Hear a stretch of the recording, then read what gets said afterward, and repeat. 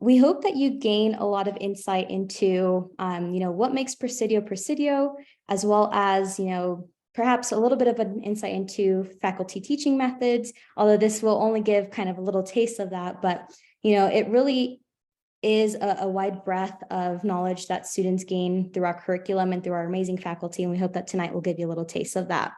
But before we go ahead and kick off our event, I do want to give a little bit of a brief introduction into Presidio Graduate School for those of you who may be new to Presidio on this call, and then we'll go ahead and kick it off. So next slide, please. To start us off, Presidio's mission is to educate change makers to build a flourishing future for all. And this is a mission that we really take seriously, and it is one of the reasons why we were founded. Our founders believed that we needed a different kind of business school to be able to educate the kind of leaders who were going to drive transformational, social, and environmental change. And ever since that time, about 20 years ago, we've educated over 2,000 alumni who are out there making a difference every day in their respective fields. Next slide, please. And here at Presidio, we offer a number of different programs to choose from, and that provides students with the skills as well as the knowledge that they will need to be able to make those meaningful impacts within their careers. And our programs include a Sustainable Masters of Business Administration program, a Masters of Public Administration and Sustainability, a dual degree that combines both the MBA as well as the MPA, as we know that in order to drive those sustainable solutions, you often have to work at the intersection of both the public and the private sector, as well as several certificate options for those who are looking for, perhaps a shorter program or a great way to retool and reskill with a focus on sustainability. If you do have any questions about our programs or would like to dive a little bit deeper into them, maybe find a program that might be the best fit for you, the admissions team is always here to help. So you're welcome to reach out to us directly. And we're happy to kind of walk you through that discussion and just kind of figure out what might be a best fit. Now, when thinking about things that make Presidio so unique, there are really a lot of different things that make us stand out and make us so special. I'll go ahead and touch a little bit on a few of them. But first and foremost, we are a graduate school that's the first of its kind to focus entirely on sustainability and social justice. And that really does come through in everything that we do. Whereas, perhaps other programs might have an emphasis or a track of 5 to 7 courses. Presidio really is going to integrate that, throughout the foundational MBA as well as the MPA courses, and you'll be able to receive that throughout the entirety of your curriculum. We are also such a mission-driven community, and the students that we attract to Presidio are really wanting to make the change in the world. And they truly are such an inspiring group of people. That's probably one of my favorite jobs in admission, is just getting to know and learn a little bit more about the students that we attract.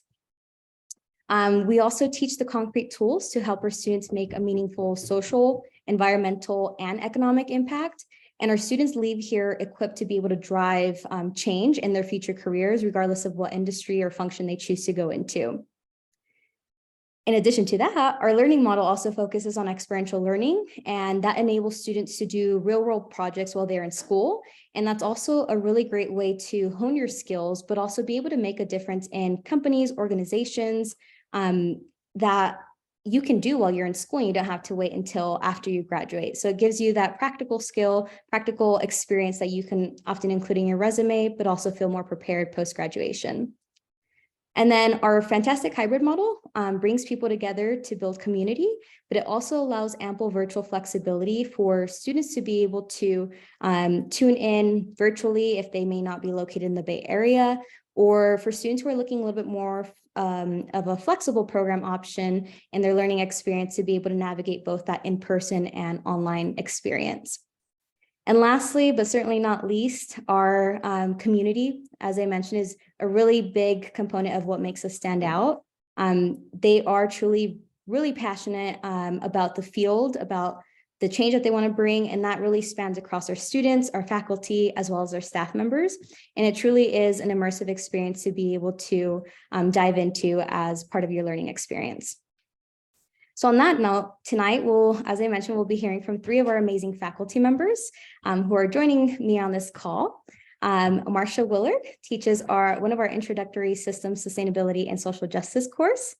Marcia is a sustainable solutions expert, founder of the consulting firm Access Performance Advisors, and an internationally recognized author. Marcia has over 3 decades of experience in successfully facilitating the implementation of sustainable business practices in public, private, as well as nonprofit sectors. And through her award-winning books and work as a teacher and founder of the International Society of Sustainability Professionals, Marcia is a powerful force in advancing the sustainability profession and fostering the next generation of sustainability professionals. So you'll get to hear from her in just a bit. And then second, we have Martina Dolashall, who teaches our Strategy for Sustainability course here at Presidio. Martina is a woman of many talents with an impressive background in molecular biology and biochemistry, as well as strategic management and commercialization of healthcare products and services across global markets.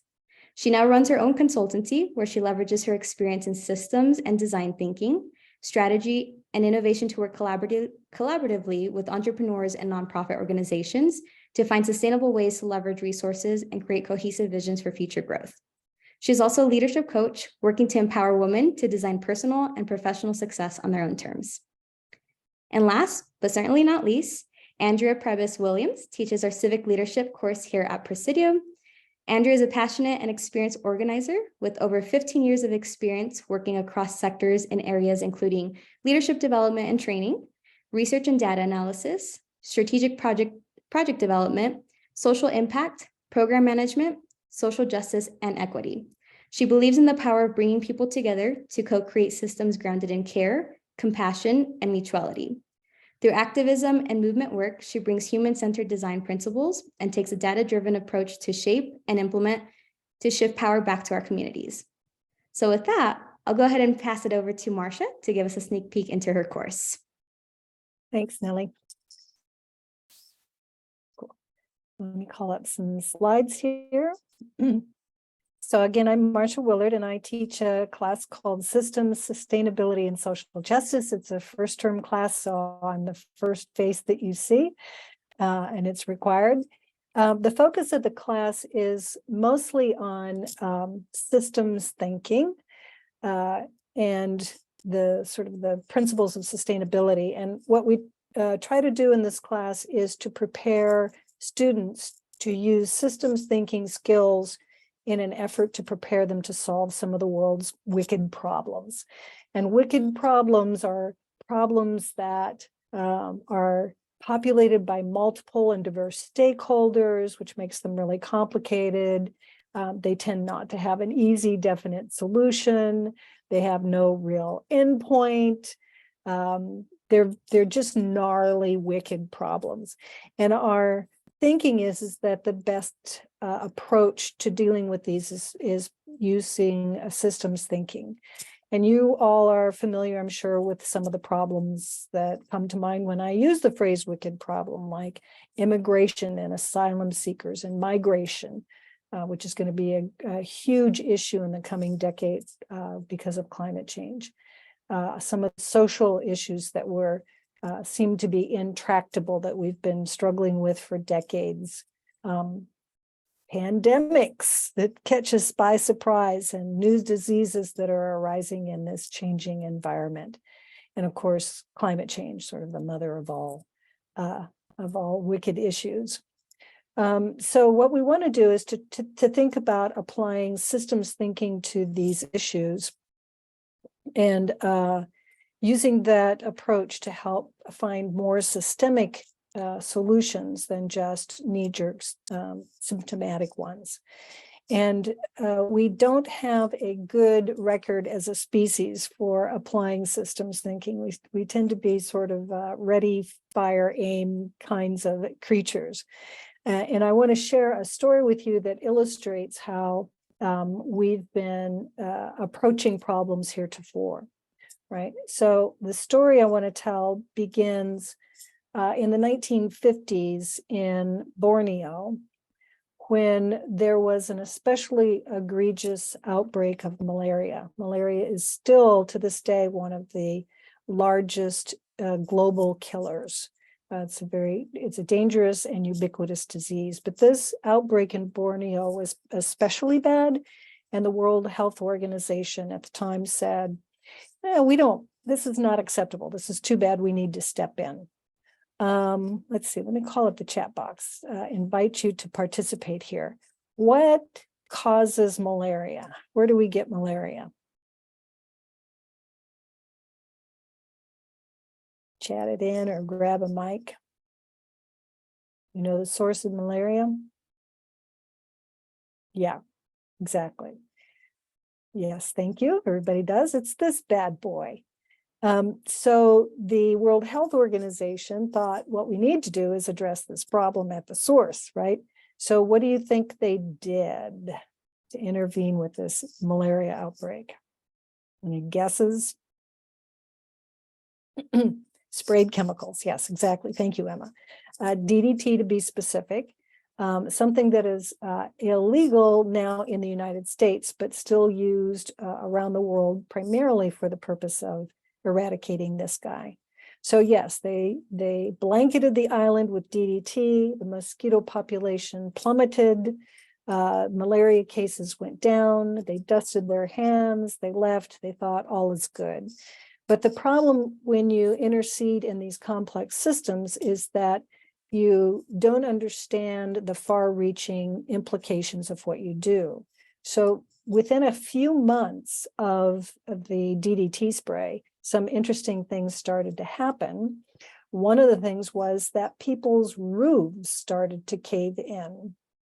And what's interesting about these complex systems is that the things that crop up after we intervene sometimes don't seem related, and so we ignore them or we do other short-term solutions.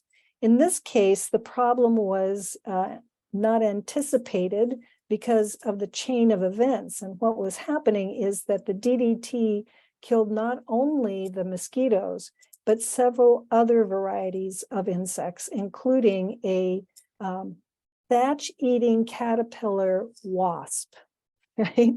So there was a wasp that fed on the larvae of these caterpillars that ate thatch. And without the caterpillars, the roofs started to cave in because, and without the wasps, the caterpillar population exploded and they ate all the thatched roofs. The other issue in a solution like this is something called bioaccumulation, meaning that the caterpillars were not killed by the DDT spray, but they still contained some DDT in their bodies, not enough to harm them, but carrying around with them. And other critters farther up the food chain were feeding on these caterpillars. So a gecko might eat dozens, if not hundreds of these caterpillars over the span of their life, thereby accumulating the DDT, the small amounts of DDT in each of those caterpillars in their bodies. Moving farther up the food chain, cats might eat dozens of these infected or polluted geckos in their lives. And that's in fact what happened. The DDT levels reached sufficient toxicity in the cats as a result of this, that the cat population started to decline on the island. And when the cat population declined, it meant that the rat population exploded. And we know what rats do. They're disease-carrying critters, and they were getting into the food supply. And so not that long after the malaria outbreak was solved, people started coming down with sylvatic plague and typhus as a result of the exposure to the sick rats, right? So the World Health Organization again saw a problem and they stepped in. I'm not going to ask you to guess what they did this time, but they literally, and this is why this story is so delightful, they parachuted in cats to bring the rat population down. This image is a little facetious. I don't think they tied tiny little parachutes to each cat, but they were airdropping in crates with cats and letting them loose. So I mentioned this story. This is a true story, and it's a good illustration of how we tend to address symptoms only, and we end up virtually playing whack-a-mole with problems around the world. So what systems thinking says is let's not rush to solving these problems and looking at only the symptoms. And we use this model as the basis for some of the primary principles around systems thinking. And what it tells us is that what we see happening in the world, those events that upset us so much, is really only the tip of the iceberg of the problem. So we might start with an event, but instead of rushing to whack it down with our mallet and our symptomatic solution, systems thinking teaches us to look deeper below the sea level, what may not be obvious. And the first thing that we want to ask is this event a trend, or is it an isolated event? You know, what are we bringing to bear on this? Depends whether or not it's an ongoing trend, and which way, if it is a trend, which way is it trending? Is it something that's getting better or something that's getting worse? Just to understand this in perspective. If we identify a trend that's producing results that we don't like, then the systems thinking teaches us to go a level deeper and look at the structure. What is the structure that's been put in place that's enabled this trend to continue and produce the event that bothers us so much? And many times these structures have a human influence over them, these are structures that we've created or added on to natural systems that produce a result. And in many cases, they were structures that were designed with good intentions to produce something that we like, but left in place, as we've seen, they have side effects. Where it gets really interesting is to go even deeper. And what systems thinking tells us is, once we look at the structures, we should ask the question, what were we thinking when we put these together? What were we thinking when we built this structure? And this is the part of the conversation I find most interesting, is to say, what are the things that we carry around in our heads, our values, our beliefs, our mental models that cause us to make the decisions that we do? And what's so interesting about this from my perspective is that what we call these mental models are like our operating system. They operate well beneath our conscious. And we are sometimes not aware of them. We very rarely surface them and re-examine them. But there are some mental models that we carry around with us in this culture that, while they might have made sense at the time they were created, are now becoming anachronistic. An example of a mental model that we carry around is that the economy should always grow. And it dismays me to think that politicians on all along the spectrum, from liberal to conservative, all say the same thing, that what we want is our economy to grow. And the problem with that is that our economy is inextricably linked to natural resources. That's the basis for natural resources. Well, you can't continue to grow that on a finite planet. It is physically impossible. And yet that's a mental model that we can't seem to let go of. And there are lots of those around capitalism, for example. I might invite you to think about, we're currently experiencing historic wealth inequality in this country. The difference between the disparity between the poorest of the poor and the richest of the rich. So statistically, 1% of the population controls about 20 or 30% of the wealth in the country. And that has multiple side effects, right? It makes hunger and food security a bigger problem. It makes employment a bigger problem. It makes all kinds of issues, social issues a problem. How did we get here? I'll just invite you to think, what are some of the structures that are in place that contribute to this growing disparity? What about the way we've designed our culture and our systems that contribute to wealth accumulation in the hands of a few? Want to hazard a guess?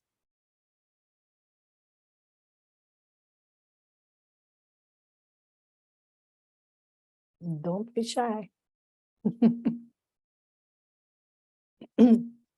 Capitalism, yeah. In fact, it's right there in the name. It's like he who has the capital wins. And so we've designed a capitalistic economic system that rewards wealth and kind of punishes poverty. It's really very simple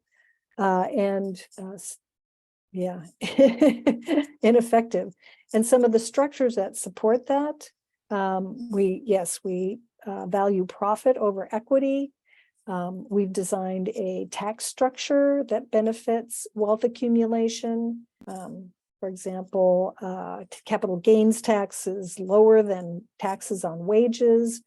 And so it's a problem that's really gnarly, deeply embedded, not only in our systems, but in our thinking, trickle down economics, right? We think that if the top rich just distribute their pennies, everybody will be okay.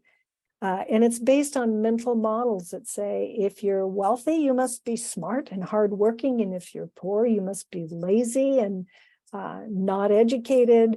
And it reinforces the notion that to be wealthy is a good thing.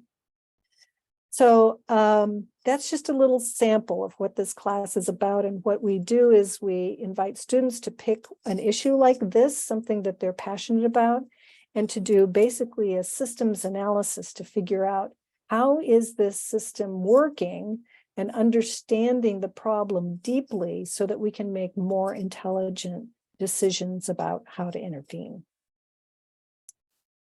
So that's systems, sustainability, and social justice. And I think we still have a few minutes open if you have any questions for me about the class.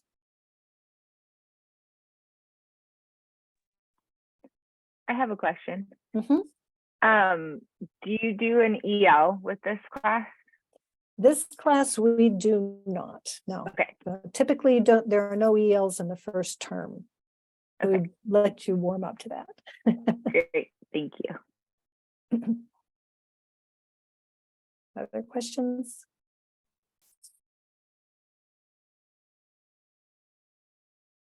Okay, thank you. I'll turn it back to you, Nellie. Great. Thank you so much, Marcia. And next up, we have Martina, who will give a little insight into your class. Take it off. Awesome.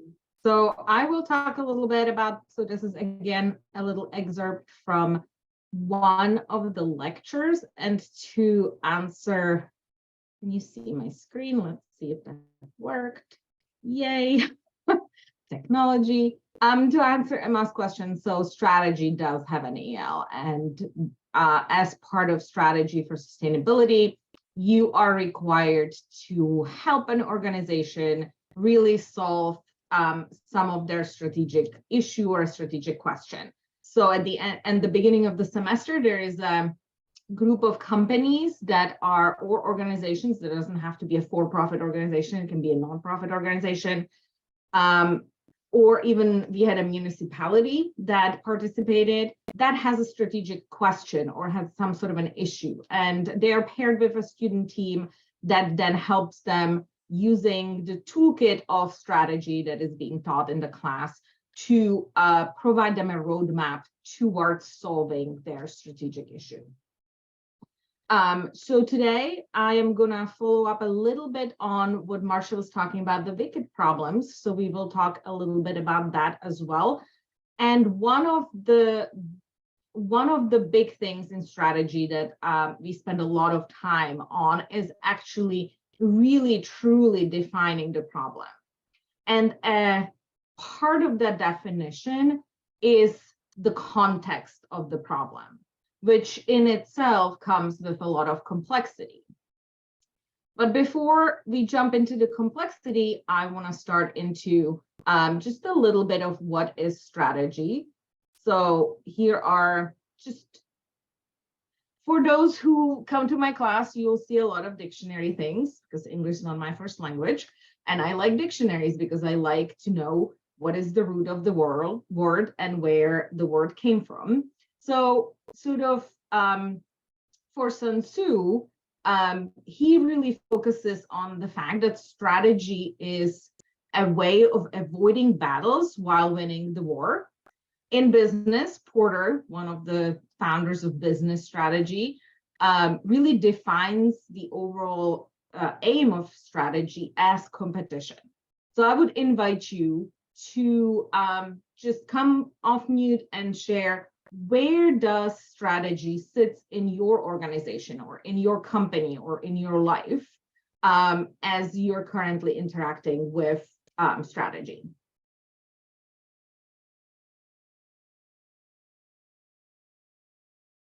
And I need to figure out if I can also see my chat. I can. Cool. So anyone who wants to jump in, where do you see strategy playing in your life?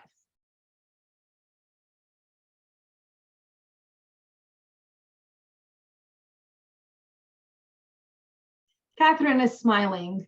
So Catherine, tell us. You can unmute yourself. Tell us. I work for a company that it's basically product sales design. So strategy it's all about how you gain advantage over competitors to acquire business. Really. Yeah. Mason, thank you. Thank you, Catherine. Mason, outreach, verticals, my company targets as an audience. Yes. So strategy can be a lot of things, and we will go through a little bit of a context of strategy and strategy can be. And before we do that, I also want to kind of share my perspective on what strategy is not. It's not just the plan. It is not a long document that sits on somebody's shelf and is never used, even though in my 20+ year career, I have seen many of those that somebody just dusts off once a year. It's like, this is our 5-year strategy. Not really. And it's also not an explanation of a budget, even though budget should be aligned with strategy and should be supporting the strategy, but strategy has to come first, not as a kind of a, why do we want this budget? Now we have to figure out how do we justify the budget. So strategy really asks certain questions in my mind, and it tries to answer these as sort of a series of layers. So why? What is the vision? Why even study strategy, right? It tries to or attempts to answer questions of how much, like how much of certain resources should be allocated into different choices and different options. Asks about which one, what is the prioritization in our decision making, and also where should we go next. So the overall objective is to really enable decision making and orienting attention towards a certain objective or a certain goal. And the goal is really dependent on the definition of the problem, and we will do like a little practice things. So I'll invite all of y'all on this call to tell me, if you are a utility and you have $100 million to invest in solar power, right? Are you going to build many residential solar power systems so you can serve, say, about 5,000-ish customers? And if you decide to go that way, you will have to really involve many different stakeholders, many different customers. You will have to do a lot of negotiations or contracts. Or would you build a central power plant, which can serve more than double of those customers, and it would only require an engagement with the member of utility? So tell me, where would you go and why? Where alongside the spectrum would you fall?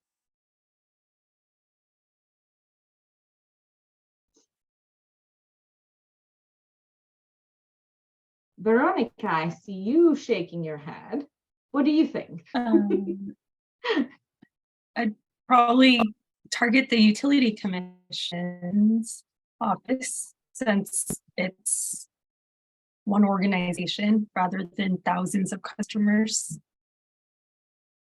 Because, yeah, I think reaching thousands of customers would be more time consuming, and it serves less customers based off of this chart and it costs more. Yeah, awesome. Would anyone go on the other side? Anyone would want to build the residential solar systems, and why?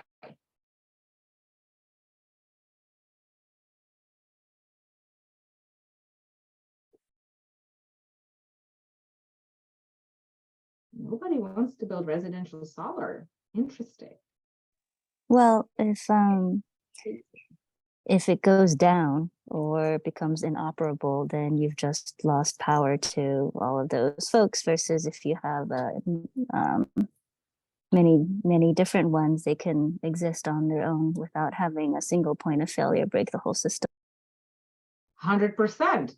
Totally agree, Tracy. And I also totally agree with Veronica, right? So the whole thing, now you are starting to see how we are peeling away a little bit on the complexity of the context. What is the problem that we are trying to solve? Is it to serve the most customers with solar and renewable energy? Or is it to build a resilient energy system that can withstand a whole bunch of different environments and different breakage points, right? Neither is right or wrong. They're just very different answers to very different problems. And us defining the problem within the context of the problem is kind of the key thing. Very similar example would be this one, right? You have 20 million vaccines for bird flu. Who would you give them to? And why? There is no right or wrong answer in this scenario either. It really depends on the context. And both of these examples are actually real examples that are part of decisions of organizations every single day, certain type. So none of them is better or worse. They're just very different as to what we are trying to accomplish. Now I'm going to speed through a little bit of what is complexity. Complexity is woven. Complexity is a model of behavior whose components interact in many different ways. What is really interesting is that complexity and how it shapes our world actually can emerge from very, very simple rules that are within the system, right? We know where we might be in 1 second from now, where we might end up, but we don't really know where this little doohickey is gonna be 1 second from now. And all it is anchored at one point and it's swinging in the middle, right? So just an informal hard problems versus easy problems. This might terminology, the hard problems are the wicked problems. These are the problems that we don't really know if answer exists yet. The easy problems is we know that the answer is there and somebody can come up with a solution, or we know that there is no solution to that problem, so we don't have to waste time solving it. And Marsha already talked about the wicked problems. So let's talk about the wicked problems a little bit and the complexity of the wicked problems. And since I'm getting my 5-minute warning, I want to talk about the most important things, and that's poop. Most wicked problems are ambiguous in their definitions. So if we were in the 1920s in New York City, a transportation problem would be defined as a poop problem, okay? There was about 100,000 horses, 2.5 million pounds of poop a day, okay? So what came along? The car. But wicked problems are also temporary problems, and they keep shifting with time. So now we talk about pollution and a transportation problem as a problem of smog that's causing cancer, asthma, and it's creating a public health crisis. And most problems that we face are wicked and they're fluid, right? So if we think about transportation, what is the problem that we are solving? Are we solving a reduction in congestion? Are we solving urban sprawl? Are we trying to preserve our green parts? Are we trying to fix bridges that fall apart? Trust me, I can see a bunch of those in my neighborhood, right? So what is a transportation problem? And that's where the complexity comes in. Because if you're saying, I want to solve transportation, then what are we solving? Are you solving the congestion, the pollution, the asthma, the public health section? Or are you solving the energy, electric cars, geopolitics? Are you solving local economy potential and commuters' time? Or are you solving public transport and poverty? All of those are an aspect of a wicked problem. And all of those can really be, sorry, it was my time. All of those will really encourage different types of solutions. And I'm going to stop there and open it for questions from the group. So that was just a little bit of a taster of the things and the questions that we ask in the class.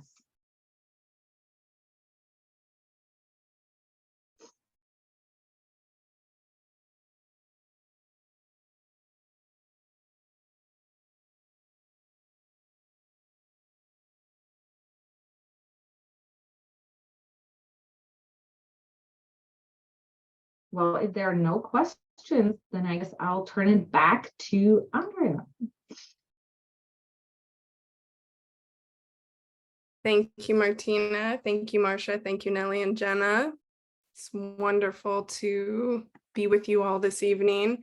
How's it going? How is everybody? Yeah?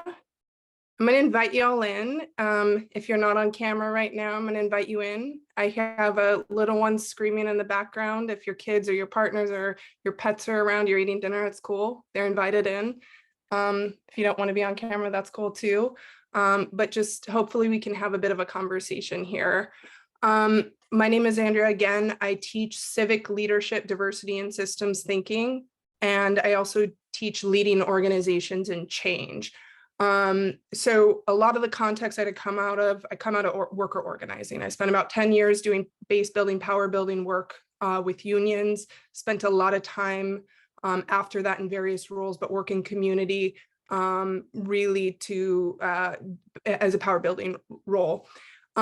So again, hopefully this will be interactive. If I miss you commenting in the chat, feel free to unmute and come on and make your voice heard. So as has been mentioned before, the urgency of what we're facing right now is real, right? We are at this like terrifying convergence of a lot of crises, right? We have the climate crisis, we have the financialization of capital, what just happened with the banks, right? There are fascist movements throughout the world.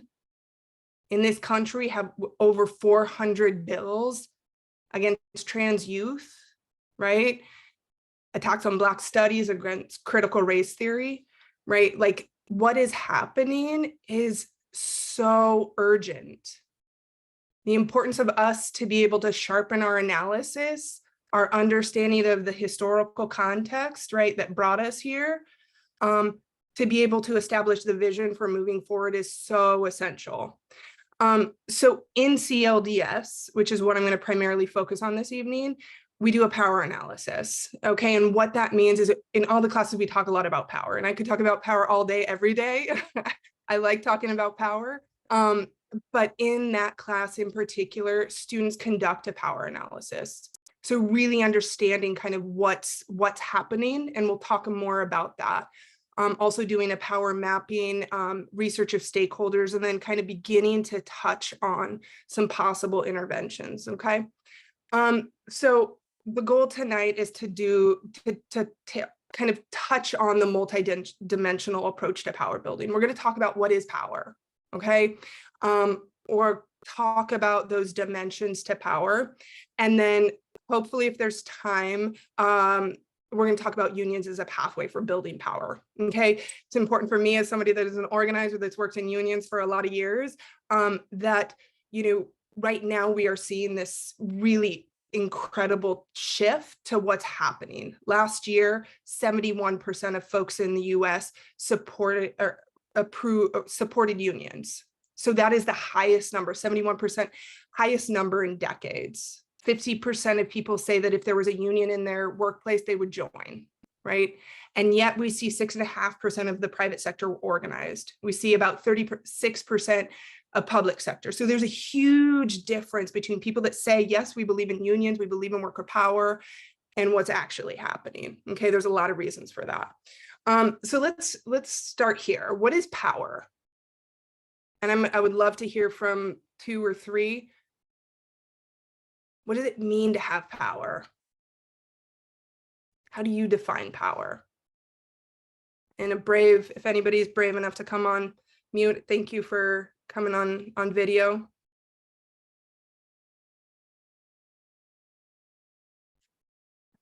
I'd say ability to make decisions, to have choice. Yep, totally, Tracy. What else? Having agency and outcomes. Yeah, absolutely, Catherine. And then ability to influence people, right? So kind of the long and short definition, I'll start with kind of what I use as a longer definition: ability to make decisions that affect your life and the lives of others, right? The ability to shape and determine the story, and we'll talk about that as a particular dimension of who we are. Power is being able to reward and punish, and also determine how resources are being distributed, right?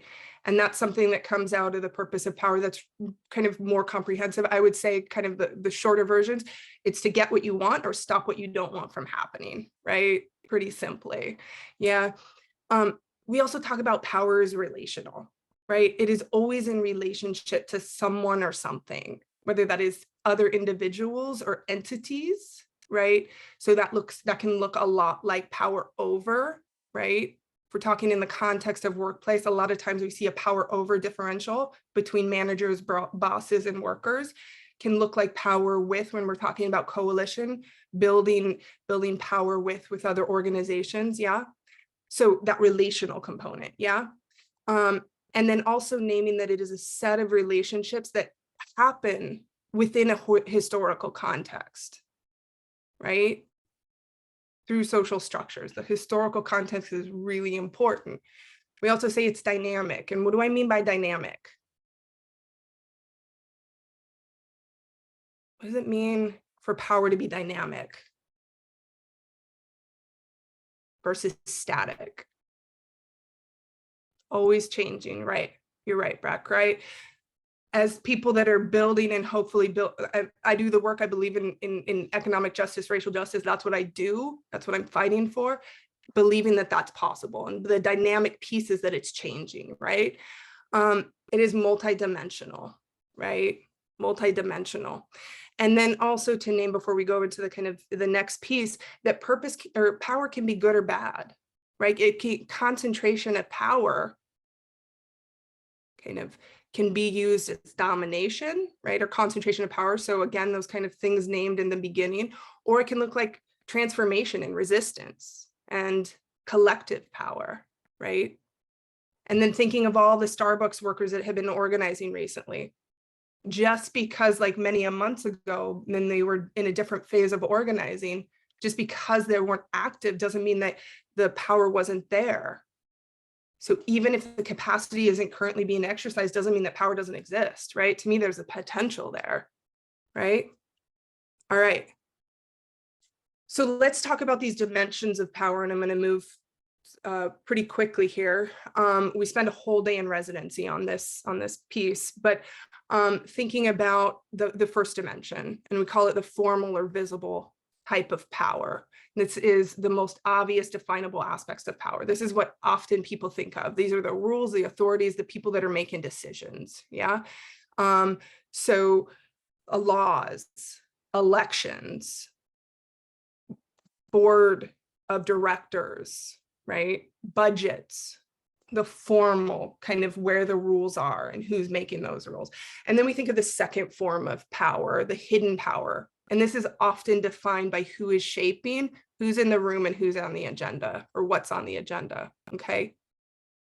Often more behind the scenes. Kind of the obvious connection for this is like who's funding what's actually in the formal place, right? So corporate interests often, yeah. And then finally, that invisible power, and this touches on what we heard from Marcia earlier, but invisible power shapes the way that people think about themselves and their place in the world, the values, the ideals, the meanings, right? The norms that society upholds, the water in which we swim, right? All right, let's go a little deeper. And we're going to talk about just briefly some of the ways to build these various forms of power, okay? So in that first event mentioned, again, we're thinking the formal piece, yeah?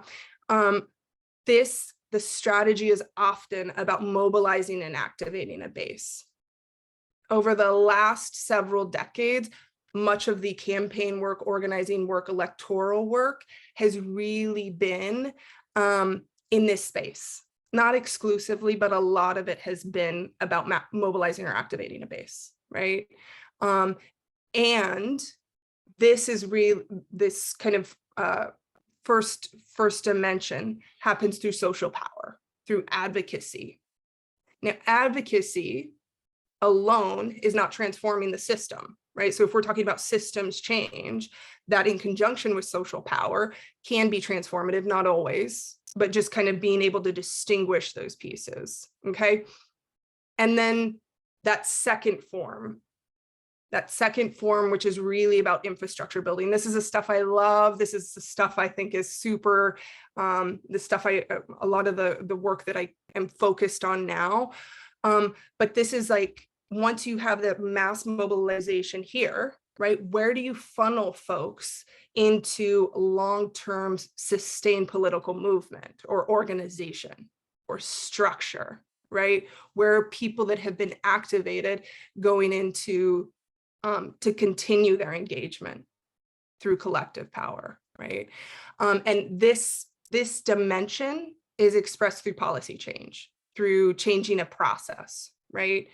And it happens through increased leadership development and distributing that leadership, right? So if we think about unions, just to bring that in here, the more kind of folks that are trained and organized to lead their shops, their spaces, the more distributed that leadership is, okay? And then the third dimension of power is, again, the meaning making, right? All the things that permeate society. And we focus a lot on in CLDS, on the context, right?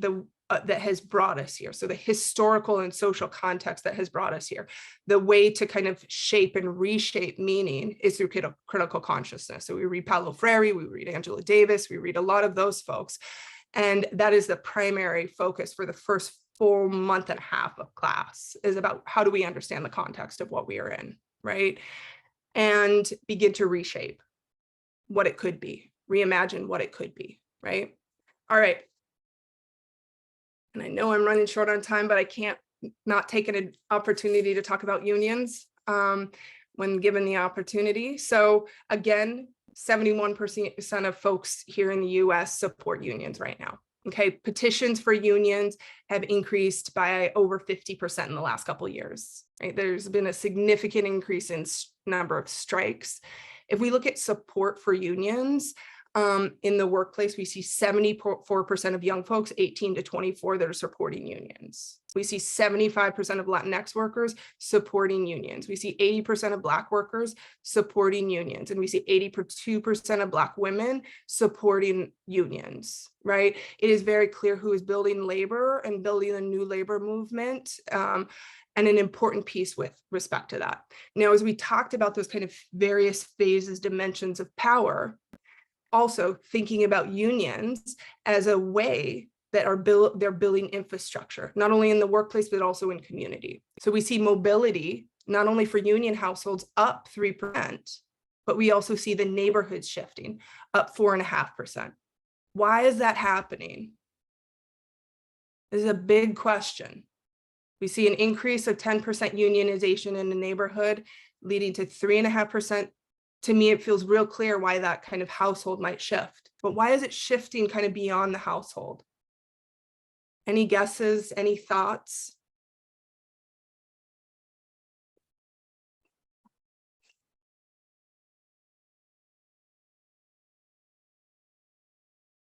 Why might it?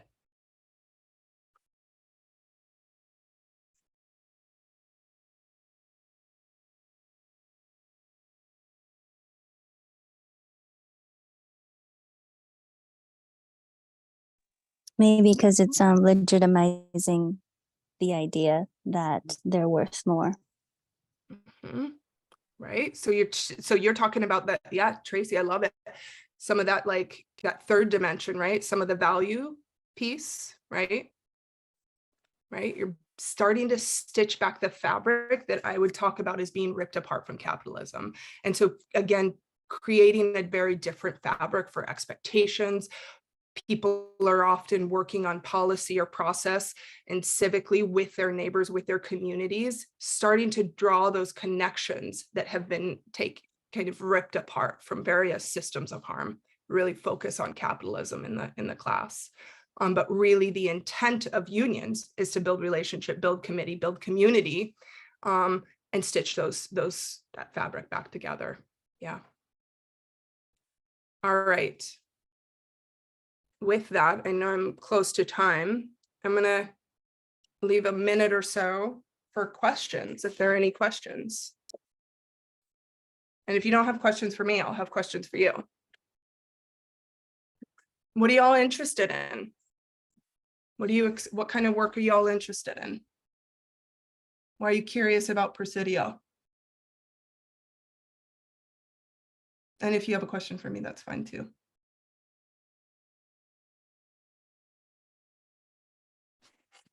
I actually do have a question, and I'm sorry, I'm sick today, so that's why I'm still off camera.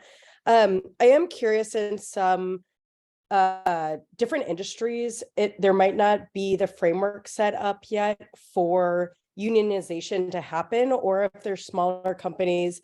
I just think I work at a company of about like 60, 65s. So, and I know that there's a lot of ways that we try and incorporate our employees to have more power and voice in the organization. So I'm curious, in your class as well, like, is there other things, and this could be a whole topic, that you talk about of ways to apply what the model that unions have into other industries, to make sure that all people at an organization, whether it can be unionized or not, or whether it should be, like, have that power and voice? Totally. I thank you for the question. Is it Elena? Yes. Yeah. Cool. Thanks for the question, Elena. Absolutely. I mean, when I started with the stats, 6.5% of the private sector being organized, 36% of public sector, right? The majority of people that are going to be both in the class and then out in the world are not going to be working in places that are organized. And there's a lot of different models for building power, regardless of if you're unionized or not. And I think exactly what you said, the opportunity for people to begin to shift their organization or their workplace can happen through, I talk about them as like microculture change, or some of the like simple rules change. And in the leading organizations class, we talk a lot about that. So yes, absolutely. And the frameworks that are brought in are mostly being used by people who are not union. And it will still always be like, I think advocating the importance of unions is also an important piece that I hold as a kind of individual principle. Cool. Thank you. Yeah, thanks for the question.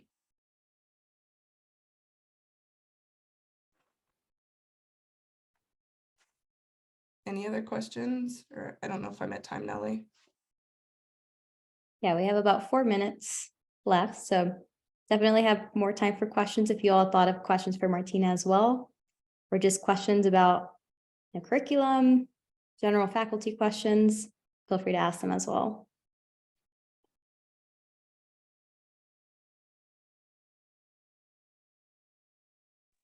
Is the leading organizations class part of the certificate for sustainable leadership?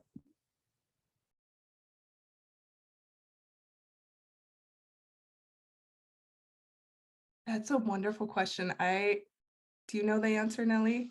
I believe there is a leadership course. Let me double check which one it is. because I know there's been some changes to our certificate programs.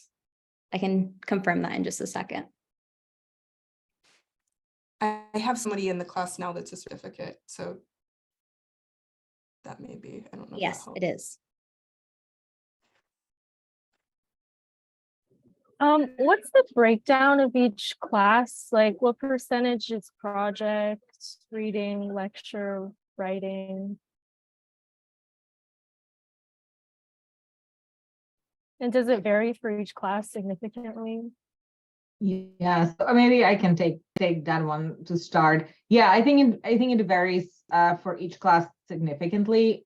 Strategies kind of later in the curriculum, third or fourth semester, depending on how people fall into the curriculum. And most of the time in my class is actually devoted to a project, because the whole point is that it should be part of sort of like a synthesis class where you take all of the learnings from all the other classes and you apply it to a real world organization. So I, for example, don't teach how to create a P&L statement because I'm assuming you've had that in finance already, but I'll be asking you to create one for the organization you're working with. So in my class specifically, we do a little less discussion of readings and so on, and more everything I'm seeing that you've read, whatever I told you to read, because you know how to apply it directly to the company and to the project. But I know the earlier classes are more discussion, lecture readings, but I'll let Andrea to add her feedback on that. Yeah. For CLDS, there, I would say it's a heavier in the reading portion. And again, because of that kind of analysis piece that I think is really important. And then group projects and individual projects are probably split fairly evenly. So I would even say readings, group projects, and individual projects are somewhat similar. And then for leading organizations and change, less reading, and there is a group project there, and then individual projects. So more time for the individual and group projects, less for the reading for leading organizations. Thank you. Well, we are at time, but I want to thank everyone for joining us this evening to learn a little bit more about some of the classes here at Presidio. I do highly encourage you all to check out our events calendar, which I dropped in the chat. There are several opportunities to also sit in on some virtual class visits. So if you want to get a little bit more of a lengthier kind of deep dive into some of the discussions that are being had, feel free to check out our events calendar. We also do have an amazing Earth Day panel coming up on April 20th that will have some of our alums just kind of speaking about the experience at Presidio as well as their current work in the industry. But if you do have any questions or follow-up, we will be following up with you with contact information. And if you want to schedule a follow-up appointment just to kind of discuss your educational plan, we're happy to do that as well. But thank you, everyone, as well as to our faculty members for joining us tonight. And I hope you have a great rest of your night. One last minute question. Sure. For tomorrow's virtual class for multi-sector strategic partners, I tried to sign up, but it doesn't give a register button. So I'm wondering if that means that the class was filled. Thanks for letting us know about that. We were having some issues with registration today. So if you want to just go ahead and email me, we'll go ahead and get you registered, and I'll drop my email in the chat as well. Okay, great. Thank you. Sorry about that.